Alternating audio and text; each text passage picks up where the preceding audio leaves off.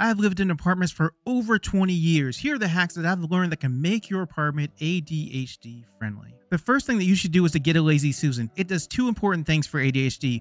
One, you're able to see everything really easily and clearly. The next thing is you're able to access things really easily as well. So it's really versatile in the fact that you can just put just about anything on there. And if you want to find something, you just turn it around as you're seeing here. And then you can find what's on the back, what's on the front, what's on the side. You have access to all those things. The other thing about this is you can use it just about anywhere, in the kitchen, in the bathroom, just anywhere where you need to have items on here that you need to get to quickly and make sure you see them all the time. A Lazy Susan is good for that, and that's important for ADHD. The next thing you need to get is a pan organizer, because when you're ready to cook, you want to be able to find the right pan and just start cooking.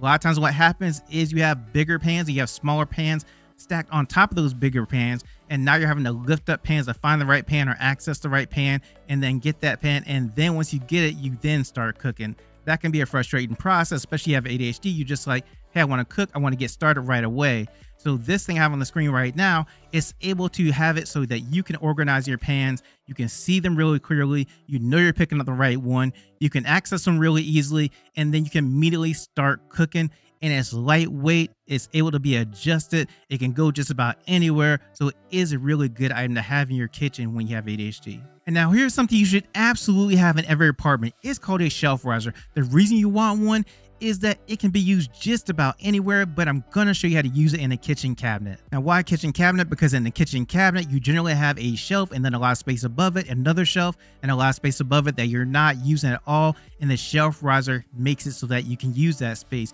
You see right here, I have a white one, and then under that, I have plates, and then above the shelf riser, on the shelf riser, I have coffee cups. And now, if you didn't have a shelf riser, you would not be able to take advantage of that space. And next, this is the very best planner I found that works for ADHD, and it's called the Clever Fox Planner. And the reason it works, it is basically a bullet journal that you do not have to create yourself. Now, when you want to create a bullet journal, it's a process. You have to number all the pages, put all the dates on there, actually write everything out and kind of organize it your own way, which is fine, but it does take a lot of work to do that. Now, in the Clever Fox Planner, you have a place to where you can go ahead and put your days in and number them. You do have to do that yourself. And then on the side, you have different things that you can plan out. You have a place that you can actually put like inspirational stuff there.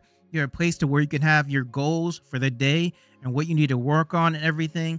And then it has a page to kind of help you form your habits and everything and helps you with that. And then you have a page that just has nothing on it. That's just blank that you can use to doodle and do whatever, write on it, whatever it is. So it has all these different things that you can use inside this planner that I think is just awesome for someone with ADHD. Now, here's something else that will help you plan your day. It is a dry erase calendar. You definitely need to have one in your apartment.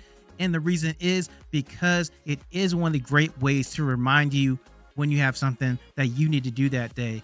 And the way you actually make sure that it serves its function is you put it on the wall. You hang the dry erase calendar on the wall. They have some that you do, and you write everything you need to on the dry erase calendar for the day or the week, anything you need to remind yourself about. And if you put it in a place that you walk by every day, then as you walk by it, you'll be kind of prompted to look over and say, do I have everything that I need? Is there something else I'm not remembering right now? You look on there, you have it, and then you're reminded of the thing you need to do or the thing you need to get at the time. And now you can see right here, I have a dry erase calendar with different things written on, different appointments and things. And this is just an example. These aren't my actual appointments at all.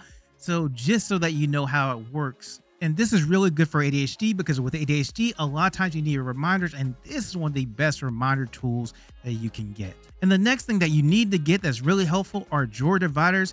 And the reason is drawers can just get messy, and this helps to organize them. So drawer dividers let you separate your drawer into different sections, so you can have different things in there, and there will be a barrier so you know where the section ends and where it begins. And here's an example of what a drawer divider looks like. And then here's an example of me actually using a drawer divider, where I have one section with all my shorts, then I have another section with my socks. And you can see where the drawer divider is, and that way I know which things go in which section. And if you're thinking about buying drawer dividers, I'd probably buy the ones I have on the screen right now. They're from Rapturous. And the reason is the ones I have currently, these switches on the bottom, it's kind of hard to find, actually press to get this thing to extend.